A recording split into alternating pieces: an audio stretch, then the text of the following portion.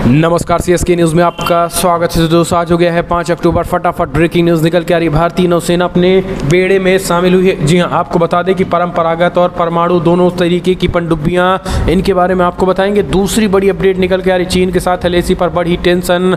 भारत ने बड़ी संख्या में सैनिकों को सरहद पर भेज दिया है। जी हाँ, सर्दी में क्या होगा वो भी आप समझिए। तीसरी बड़ी अपडेट, पीएम मोदी ने दी जापान के नए प्रधानमंत्री फूमियो किशिदा को बधाई। मिलकर काम करने के लिए उत्सुक बताया। जी हाँ, नए जापान को मिला नया पीएम।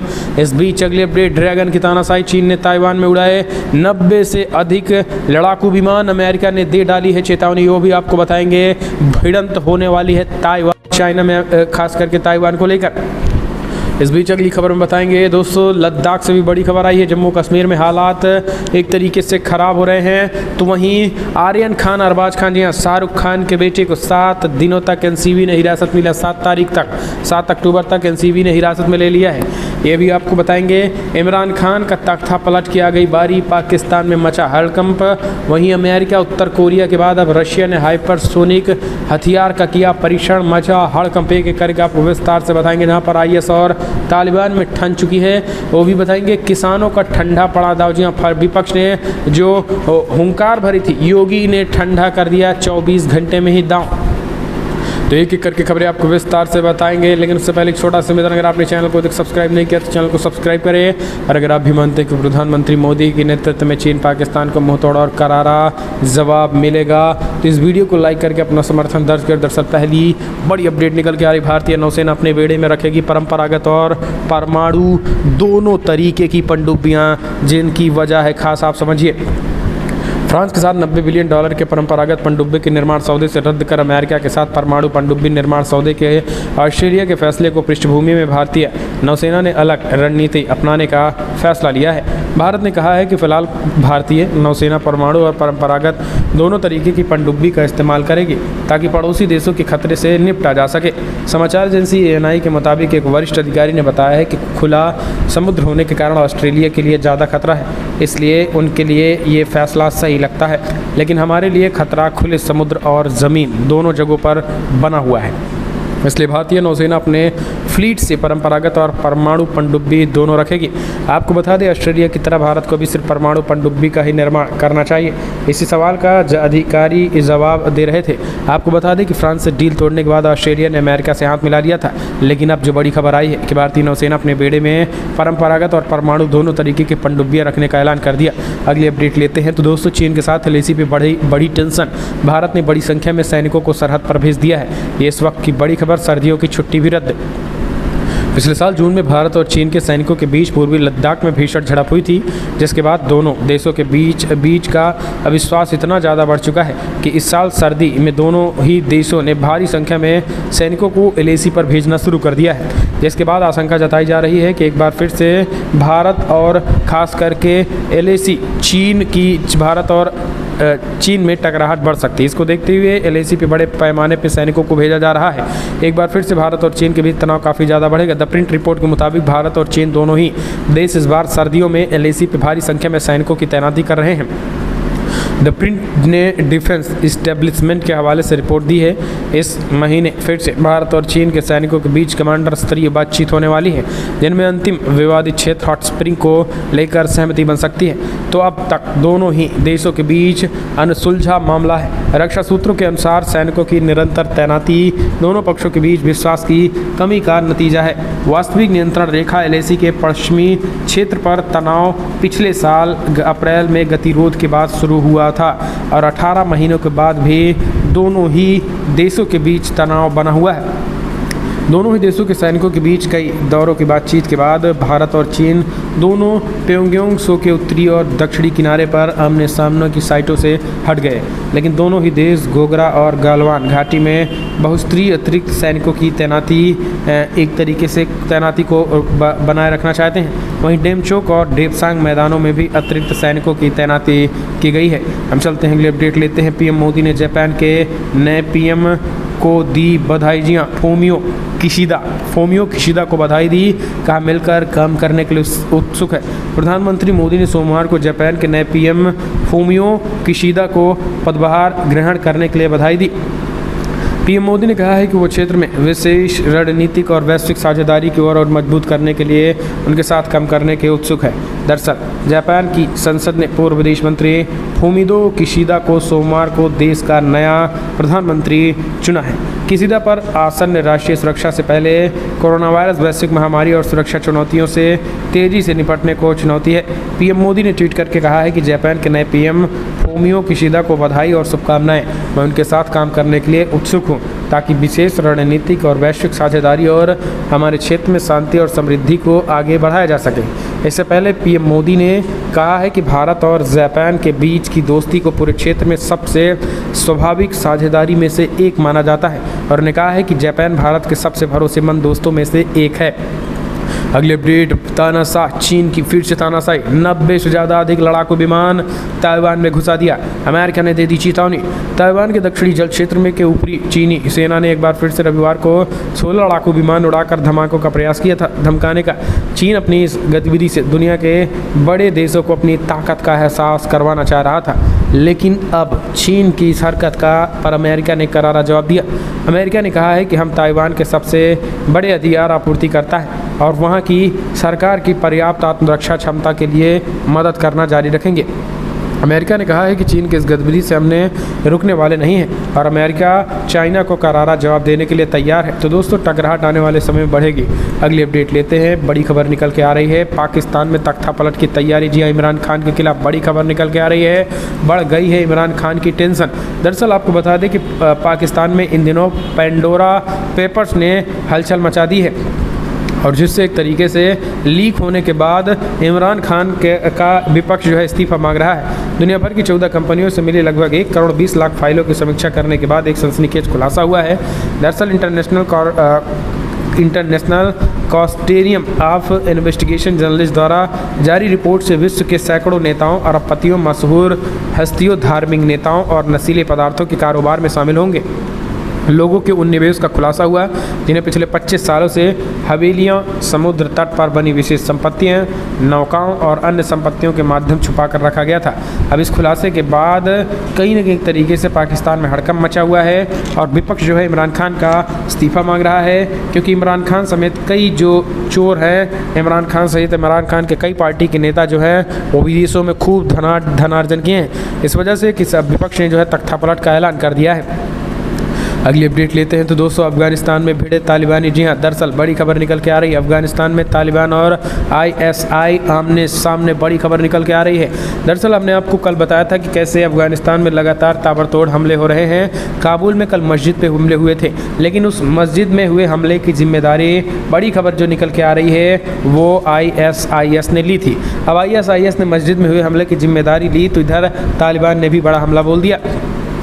तालिबान ने एक तरीके से सीधा धमकाने लगा और तालिबान ने ISIS के ठिकानों पर जाकर ज़बरदस्त जोरदार हमला किया, जिसमें कई आतंकी के मारे जाने की भी खबर निकल के आई है। इस बीच तालिबान ने कहा है कि मैंने अपना बदला पूरा किया। जो हमारे नागरिकों और खास करके मस्जिदों से बाहर निकले नमाजियों को जिस तरीके से मारा गया था, हमने अपना बदला पूरा किया है। तो ये बड़ी खबर निकल के आ रही है। और चलते हैं अगले अपडेट। प्रतिबंधित तहरीक तालिबान से संबंध सुधारना चाहती है इमरान खान सरकार, अपनों ने ही जमकर घेर लिया है। दरअसल पाकिस्तान की इमरान सरकार ने प्रतिबंधित तहरीक तालिबान TTP के साथ बातचीत शुरू कर दी है और इस फैसले से इमरान खान ने विपक्षी पार्टियों और जनता के निशाने पर आ गई हैं। पाकिस्तानी मीडिया के मुताबिक इमरान खान ने कहा था कि सरकार TTP सदस्य को माफ़ करेगी और अगर वे हथियार डालेंगे तो वो सामान्य नागरिक बन जाएंगे।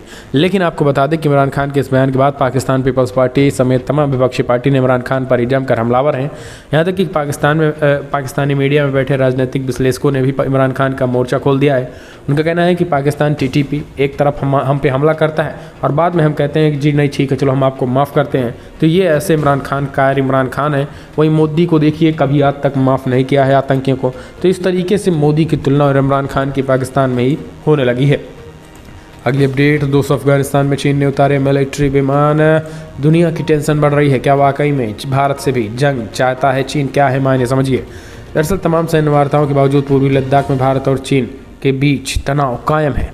चीन लगातार भारत के खिलाफ सीमा पर अपनी रणनीति बनाने में जुटा है। एलएसी वो सामरिक रणनीति की तैयारी के साथ निगरानी तंत्र को मजबूत कर रहा है। इस रणनीति में चीन ने अब पाक को भी शामिल कर लिया है।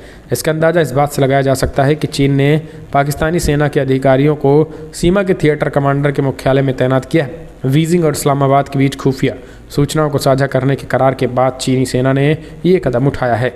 ऐसे में ये सवाल उठता है कि क्या चीन एक और युद्ध की तैयारी कर रहा है? क्या उसकी योजना किसी नए जंग की है?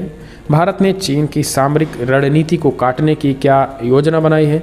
हम ये सारी चीज़ें निकल के आ रही हैं जो सूत्र बता रहे हैं। इस बीच आपको बता दें, अफगानिस्तान में जो चीन ने मिलिट्री विमान जो उतारे हैं उसको लेकर भी अब टेंशन बढ़ गई है। दरअसल अमेरिकी सेना की वापसी के बाद अफगानिस्तान के बगराम एयरबेस पर पहली बार सैन्य विमान उतरते देखा गया था और ऐसा दावा किया गया है कि चीनी सेना के विमान हो सकते हैं कि ये नहीं है। और बगराम एयरबेस की लाइट्स को भी चालू किया गया है, तो वहाँ पे चीनी सेना के इनपुट मिल रहे हैं।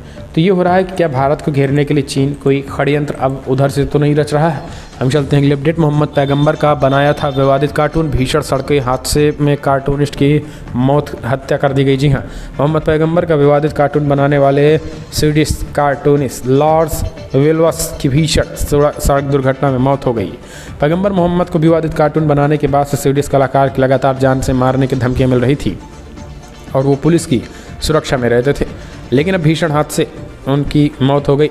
रिपोर्ट्स के मुताबिक 75 साल के लॉर्स विल्कस की कार का भयानक एक्सीडेंट हुआ था। रिपोर्ट्स के मुताबिक 75 वर्षीय लॉर्स विल्कस की रविवार को उस समय मौत हो गई जब वो जिस पुलिस कार में यात्रा कर रहे थे वो सड़क के गलत साइड में पलट गई और एक ट्रक से टकरा गई। हादसे के बाद दोनों वाहनों में आग लग गई और 45 साल का ट्रक ड्राइवर भी गंभीर रूप से घायल हो गया था। हम चलते हैं अगले अपडेट। बड़ी खबर निकल के आ रही, परमाणु वार्ता करना चाहता है अमेरिका ईरान से। ईरान ने रखी अरबों डॉलर की शर्त, जी हाँ, करने से इनकार कर दिया है। दरअसल आपको बता दें, अमेरिका और ईरान में अलग से ही भिड़ंत मची हुई है और लगातार टकराहट जारी है। अमेरिका चाहता है कि परमाणु कार्यक्रमों पर तत्काल ईरान रोक लगाए, जबकि ईरान कह रहा है कि पहले जितनी भी सैंक्शन लगी है, यानी जो प्रतिबंध अमेरिका ईरान पर लगा रखा है, उसको सबसे पहले ख़त्म करें। यानी एक तरफ ईरान अपनी शर्त मनवाना चाहता है, जबकि अमेरिका का कहना है कि पहले परमाणु कार्यक्रम को पहले रद्द किया जाए, यानी परमाणु कार्यक्रम को आगे ना बढ़ाया जाए। तो इसको देखते हुए दोनों देश भी अब आमने सामने हो पड़े हैं। अगली अपडेट, 3D मॉडल में पीएम मोदी देखेंगे रामनगरी के विकास का प्रारूप। पर्यटन सुविधा केंद्र से लेकर दिखाया जाएगा घाटों का स्वरूप। लखनऊ में आरंभ हो रहे 3 दिवसीय न्यू इंडिया अर्बन कॉन्क्लेव में अयोध्या का विकास मॉडल आकर्षण का केंद्र होगा। प्रधानमंत्री नरेंद्र मोदी के अवलोकन के लिए प्रस्तुत होने वाले विकास योजनाओं के मॉडल में रामनगरी का प्रारूप महत्वपूर्ण होगा और ये पहले ही स्पष्ट है कि पीएम के समक्ष विकास योजनाओं का 3D मॉडल प्रस्तुत किया जाएगा। इस मॉडल को लेकर कुछ और भी जानकारियां सामने आई हैं। कार्यक्रम में रामनगरी के समग्र विकास पर आधारित 3D मॉडल पीएम के अवलोकन के लिए किए जाएंगे। तो ये अयोध्या विकास प्राधिकरण के उपाध्यक्ष विशाल सिंह की देखरेख में ये प्रारूप बनाए जाएंगे। तो ये सारे चीज़ सिस्टम है। हम और अपडेट लेते हैं। तो दोस्तों, दोस्ताना रिश्ते, श्रीलंका में भारत के सहयोग से बनी 4 आवास व शिक्षा परियोजनाओं का हुआ उद्घाटन। जी हाँ, दरअसल भारत के विदेश सचिव हर्ष श्रृंखला व श्रीलंका के विदेश मंत्री प्रोफेसर जीएल पेरिस ने सोमवार को कोलंबो में आवास व शिक्षा क्षेत्र की 4 परियोजनाओं का शुभारंभ किया है। इन परियोजनाओं को भारत के सहयोग से तैयार किया गया है। इन मौके पर दोनों पड़ोसी देशों के बीच अच्छे व मजबूत संबंधों पर जोर दिया गया। श्रीलंका में भारत के उच्चायुक्त ने बताया है कि इससे पहले श्रृंखला ने श्रीलंका के वित्त मंत्री बासिल राजपक्षे से मुलाकात की और उनके साथ दोनों देशों के बीच आर्थिक व व्यावसायिक रिश्तों को मजबूत करने और कोरोना महामारी के बाद परस्पर लाभकारी साझा परियोजनाओं को बढ़ावा देने का पर जोर दिया। श्रृंखला 4 दिनों की यात्रा पर शनिवार को श्रीलंका पहुंचे थे और सोमवार को उन्होंने श्रीलंका के प्रधानमंत्री महिंदा राजपक्षे, विदेश मंत्री पेरिस, वित्त मंत्री राजपक्षे से मुलाकात की हुई थी। हम चलते हैं अगली अपडेट लेते हैं। आर्यन खान, अरबाज खान और मुनमुन 7 अक्टूबर तक एनसीबी की हिरासत में। जी हाँ, शाहरुख खान के बेटे को पड़ा भारी, कोर्ट ने नहीं दी अग्रिम जमानत। शनिवार को मुंबई के बीच पर क्रूज में चल रही कथित रेव पार्टी से गिरफ्तार हुए बॉलीवुड स्टार शाहरुख खान के बेटे आर्यन खान सहित अरबाज सेठ मर्चेंट और मुनमुन धमोचा को सोमवार को फिर से कोर्ट में पेश किया गया, जहां क्रूज शिप पार्टी में केस में मुंबई की एक अदालत में एनसीबी की ओर से आरोपियों की 9 दिन की हिरासत मांगी गई है। जिसके बाद स्प्लेंडेड कोर्ट में आर्यन खान, अरबाज सेठ, मर्चेंट और मुनमुन धमोचा को 7 अक्टूबर तक एनसीबी की हिरासत में भेजा गया। अदालत में एनसीबी की ओर से पेश हुए एसएसजी अनिल कुमार सिंह का कहना है कि आरोपी आर्यन खान, अरबाज सेठ, मर्चेंट और मुनमुन धमोचा को व्हाट्सएप पर सीधा लिंक मिले हैं कि वो जो है ड्रग्स पेडलरों के संपर्क में हैं। सबसे बड़ी बात यह है कि अब जो बड़ी खबर यह है कि ड्रग्स पेडलर के संपर्क में जो आर्यन खान ही नहीं, शाहरुख खान और गौरी खान को भी पता था कि हमारा लड़का जो है ड्रग्स पेडलरों के संपर्क में है। ये बहुत बड़ी खबर है, ये अपने आप में खास करके एक तरीके से नया पॉइंट है। अगली अपडेट लेते हैं तो दोस्तों आपको बता दें, बिग ब्रेकिंग, हिंसा में क्रॉस एफआईआर, 10-15 ज्ञात लोगों के खिलाफ मामला दर्ज। तेजिंदर सिंह विर्क भी शक में है जो किसानों की तरफ से था।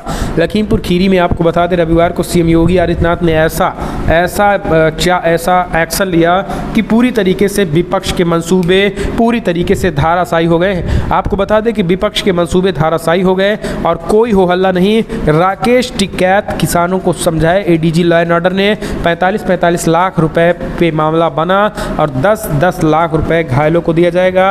एफआईआर दर्ज की गई, जांच की जाएगी। लेकिन जिस तरीके से विपक्ष ने इसको मुद्दा बनाने की कोशिश की, औधे मुंह गिर गए। यानी भाजपा को करारा झटका लगा है और भाजपा जो है वो पूरी तरीके से धाराशायी हो गई है। और जो भाजपा ये सोच रही थी कि भाई हम जो है इस मुद्दे को लेकर कहीं ना कहीं एक तरीके से अपना नाम करेंगे, हम इस मुद्दों को उठाकर एक तरीके से नए एंगल से काम करेंगे, जो भाजपा ही नहीं बल्कि खास करके कांग्रेस और विपक्ष जो समाजवादी पार्टी सोच रही थी, भाजपा सीएम योगी के नेतृत्व में करारा जवाब दिया।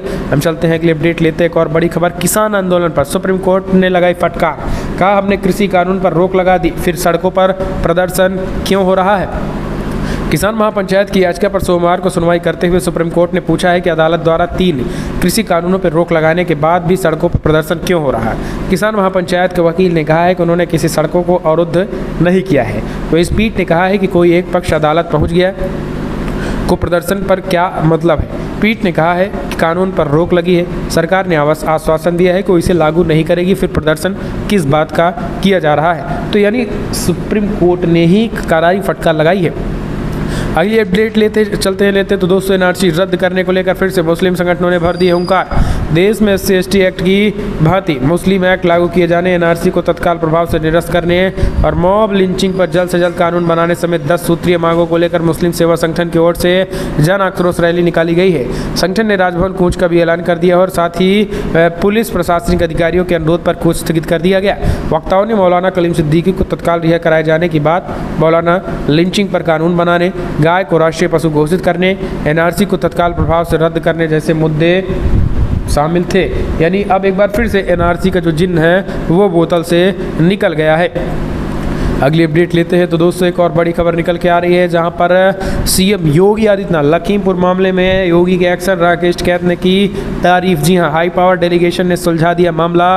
राकेश टिकैत ने भी सीएम योगी आदित्यनाथ की तारीफ करते नजर आए हैं। दरअसल आपको बता दें, यूपी के लखीमपुर खीरी में किसानों के विरोध प्रदर्शन के दौरान मचे बवाल और उसके बाद सियासी गहमा गहमी अब थमती नजर आ रही है। घटना के 24 घंटे के भीतर यूपी सरकार ने प्रभावित किसानों को 45 लाख रुपए का मुआवजा और घटना की न्यायिक जांच का आदेश दे दिया। इसके साथ ही लखीमपुर खीरी में प्रदर्शन कर रहे किसानों को गुस्सा शांत हुआ।